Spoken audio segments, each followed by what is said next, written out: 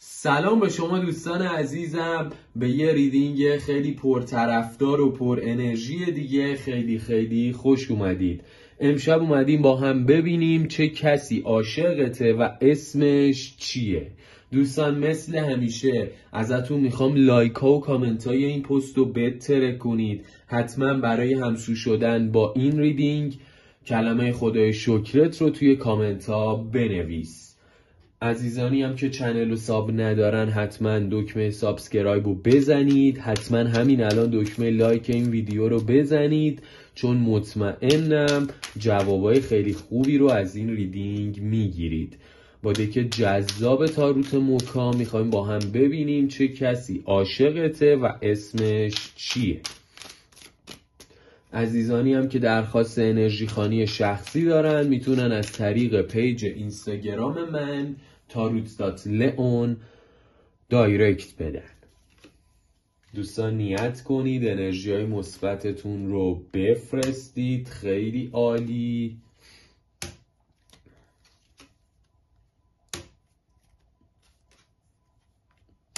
نایت آف وندز و ایس آف کاپس خیلی عالی به من جواب داد تاروت موکا.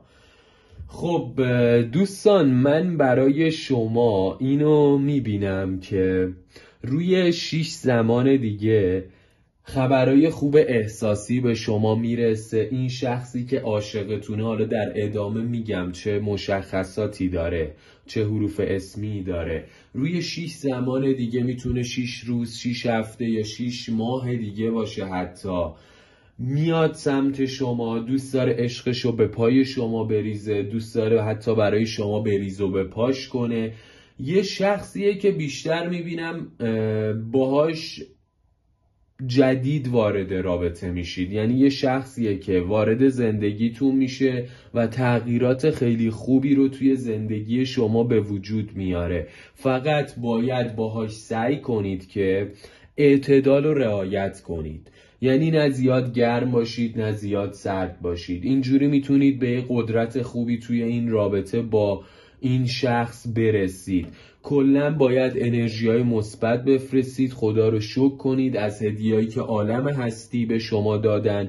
شاید مثلا یه سری درگیری ها الان توی زندگیتون باشه، اختلافات توی زندگی شما باشه، ولی آینده نورانی و درخشانی در انتظار شماست. یعنی روی اون 6 زمان دیگه این شخص به شما پیشنهاد احساسی میده و کلا میبینم زندگیتون از این رو به اون رو میشه. کلا باید بگم که حروف اسمیه ه، جیمی، الف، میم یا دال داره. یه شخصیه که قلب پاکی داره، قلب مهربونی داره، فقط شاید بعضی وقتا با تصمیمایی که میگیره شما رو برنجونه، شما رو ناراحت کنه، حالا با زبون تند و تیزش. شاید یه سری درگیری ها باهاش داشته باشید، ولی کلن قلب پاکی داره. یه شخصیه که سفید و بوره، کارش یه جوریه که مثلا توی مسافرت شاید جنوب میره میاد و کلن باید بهتون بگم این شخص از ته دل شما رو دوست داره و من براتون شروع عشق و عاشقی رو میبینم. یعنی از سمتش یه خبر خوب احساسی، یه پیشنهاد خوب احساسی دریافت میکنید که باعث میشه اشک شوق بریزید و کلن باید بهتون بگم یه عشق پاک، عشق جاودانه رو با این شخص شما میتونید که تجربه کنید. فقط شما خودتونم یه مشکلی دارید، شاید اعتدال رو رعایت نمی کنید. بهتون گفتم سعی کنید توی روابطتون یه ذره با سیاست باشید، اینجوری میتونید توی این رابطه هم به یه قدرت خوبی برسید. شاید واقعا یه شخصیه که خودش زرنگه، بلده چی کار کنه که شما براش دل کنید، پس شما هم مثل خودش باهاش رفتار کنید تا بحث، دعوا، درگیری بین شما پیش نیاد. ولی کارت ایس آف کاپس واقعا داره از یه استارت رابطه میگه که شما رو از لحاظ احساسی به استقلال خیلی خوبی میرسونه. ببینیم دیگه قراره چه اتفاقایی بیفته. گفتم حروف اسمی ه، جیمی، الف، میم یا دال داره این شخص. به کارت ویل آف فورچون، کوین آف سورد، 10 آف کاپس، نایت آف کاپس. برای خانومای عزیز من باز یه شخص دیگه ای رو هم میبینم، یعنی چون این ریدینگ گروهیه باید خودتون ببینید کدوم از این توضیحات من به شما میخوره. شاید این شخصی که گفتم و شما میشناسید تو زندگیتون، ولی برای تمامی دوستان من روی 10 زمان دیگه توی مسائل احساسی و ازدواجیتون، خب اکثرتون الان نیت احساسی ازدواجی دارید که دارید این ریدینگ رو میبینم روی 10 زمان دیگه خبرهای خوب بهتون میرسه. یعنی این 10 زمان دیگه یهو شاید رابطه‌ای که دارید جدی میشه، شاید این شخصی که گفتم و اصلا میشناسید، یا این شخصی که میخوام بگم و روی 10 زمان دیگه رابطتون خیلی جدی میشه. شما یه رضایت 90% از زندگیتون دارید، چون میبینم توی سرنوشت شماست. یعنی با این اشخاصی که من میگم توی سرنوشتتونه که با هم تشکیل خانواده بدید، با هم یه خانواده پر از رفاه، پر از آرامش رو تشکیل بدید. برای آقایون عزیز هم اینو براتون میبینم که شما یه شخصی هست حروف میم یه نون الف یا ب داره، یه شخصیه که قد کشیده و بلندی داره، موهای به کل تیره یا بلوند داره، یه شخصیه که شمشیر رو از رو میبنده. باید خیلی مراقبش باشید. یعنی تو رابطه یه جورایی از ایناییه که دوست داره هر چیزی که میگه بهش بگید چشم، از ایناییه که دوست داره قدرت دست خودش باشه، یه شخصیه که به استقلال خیلی خوبی رسیده.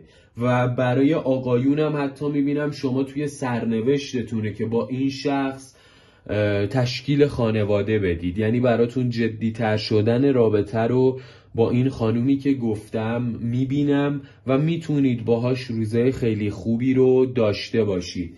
برای خانومای عزیز یه دونه اون شخصی بود که گفتم، شاید مثلا برای بعضیاتون گفتم شاید یه شخصی باشه که جدید وارد زندگی شما میشه، ولی یه آقایی رو میبینم که خیلی احساسیه، متولد تیر آبان یا اسفنده، خیلی احساسیه. هر حرفی که میزنه از احساسات از ته دلشه. حروف اسمی ب، ج، ک یا د داره توی اسمش یا توی اسم فامیلش. این شخص هم میتونه یه شخص جدید باشه که وارد زندگی شما میشه، هم میتونه یه شخصی باشه که از گذشته مثلا شما میشناسیدش، به سمت شما میاد، خبرهای خوب احساسی به شما میرسونه و کلا باید بگم عاشق واقعی شماست و هیچ جوره نمیتونه بیخیال شما، بیخیال این رابطه بشه. یعنی شاید الان رابطتون کات شده، شما خودتون دیگه ناراحتید، حس میکنید رابطتون ثمره‌ای نداشته، ولی باید بگم که اون شما رو مثل یه تیکه گنج، مثل یه تیکه جواهر میدونه توی زندگیش و حس میکنه که فقط با شما میتونه روزای خوبی که داشته رو دوباره تکرار کنه، فقط میدونه با شما میتونه آرزوهایی که تو سرشه بهشون برسه. و کلن همیشه میبینم توی رابطتون، حالا از این به بعد که به سمتتون میاد، لبتون خندونه، دلتون شاده و رضایت خیلی خوبی از این رابطه دارید و براتون گفتم روی 10 زمان دیگه خبرهای خوب از لحاظ حالا جدی‌تر شدن رابطه به گوشتون میرسه. این شخص حتی آینده رو با شما تصور کرده، کلاً دوست داره با شما به آرامش خوبی برسه و اینکه خودتون باید کلاً انرژیای مثبت بدید. شاید یه سری از دوستان حالا این شخص رو میشناسن، رابطهشون کات شده، الان نشستن کاسه چه کنم دستشون گرفتن، پیش خودشون میگن این شخص منو خیلی دوست داشت، حالا این که منو انقدر دوست داشت اینطوری شد، ببین وای به حال بقیه که مثلا همه بد شدن، این خودش احساسی بود. کلی به من ابراز علاقه کرد، الان گذاشت رفت. ولی اینجوری نیست، چون من میبینم به سمت شما برگشت داره و خبرهای خیلی خوب حتما به گوشتون توی این رابطه میرسه. ببینیم کلا توی مسائل احساسی ازدواجتون، توی جدی‌تر شدن رابطتون، شاید این شخص رو اصلا میشناسید، به سمت شما میاد. حالا ببینیم چه اتفاقاتی قراره بیفته. دوستان الان دل شکستگی کلن دارید، شما دلتون شکسته، شاید حتی مثلا یه پنهانکاری رو شده، یه مثلث عشقی رو حالا متوجه شدید که الان رابطتون روی 3 زمان کات شده، خیلی ناراحتید و افکارتون خیلی پریشونه. به چند تا چیز دارید فکر میکنید، به چند تا مسئله فکر میکنید، حالا توی مسائل کاریتون، مسائل احساسیتون، یعنی تمرکز کافی رو ندارید. همینا باعث میشه فکر شما درگیر بشه. گفتم ناشکری کنید، انرژیای منفی بفرستید برای خودتون، ولی سعی کنید تمرکزتون رو بذارید روی زندگی خودتون. سعی کنید توی زندگیتون پیشرفت داشته باشید، انرژیای مثبت بفرستید. اینجوری کلن انرژیای جدید وارد زندگی شما میشه و من برای شما به آرامش رسیدن رو میبینم. الان اعتماد به نفسشو ندارید، شاید اصلا الان انقدر غر میزنید که این باعث شده هر کسی هم به سمتتون میاد شما اعتماد به نفس نداشته باشید، نمیتونید تصمیم گیری کنید، نمیتونید انتخاب کنید و این زیاد خوب نیستش.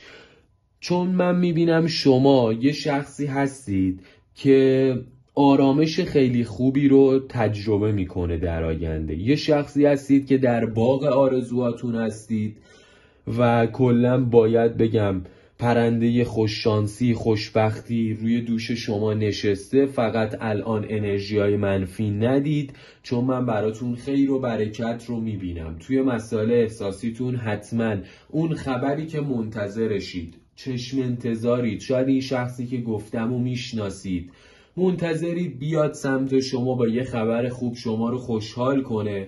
مطمئن باشید این خبر به گوش شما میرسه قطعاً و باعث میشه که شما یه جون تازه‌ای بگیرید. این خبر مثل بمب صدا میکنه و شما خیلی خوشحال هستید. فقط هر چیزی رو که میخواید دوستان از خدا بخواید، از کائنات بخواید. شما اونقدر قلبتون پاکه، اونقدر مهربون هستید که خداوند داره به شما میگه تو فقط دستور بده، تو انرژیای مثبت بفرست برای کائنات، من برات حلش میکنم، من برات اوکیش میکنم. پس امیدتون به خدا باشه، امیدتون به کائنات باشه، چون تمام کائنات دست به دست هم میده تا مشکلات شما برطرف بشه. و حتی میبینم توی مسائل احساسیتونم شما شاید الان مثلا غر بزنید، بگید دیگه از من گذشت، دیگه حالا هیچ کس خوبی سمت من نمیاد، دیگه همه مردم بد شدن. گفتم الان کلن همچین فازی رو دارید بعد از این دل شکستگی، ولی اصلا اینجوری نیست. انرژیای مثبت بفرستید، برای شما از قبل چیده شده، فقط باید زمانش برسه تا بتونید توی زندگیتون، توی مسائل احساسیتون به یه آرامش خیلی خوبی برسید. و حتی براتون گفتم خودتون هم سعی کنید توی روابطتون به یه اعتماد به نفسی برسید، به یه اعتماد به نفسی برسید، بتونید تصمیمای قاطعی بگیرید. اینجوری دور و بریاتون بیشتر رو شما کلن حساب باز میکنن. ولی گفتم توی سرنوشت شما هست که شما خوشی، آرامش رو تجربه کنید و مطمئن باشید در آینده توی باغ آرزوهاتون هستید و کلن هیچ کسی نمیتونه به شما ضربه بزنه، چون خداوند کائنات پشت شماست و فرشته نگهبانتون حواسش به شما هستش. دوستان امیدوارم جواباتون رو گرفته باشید از این ریدینگ. خیلی دوستتون دارم. تا ویدیو فردا شب، خدا نگهدار.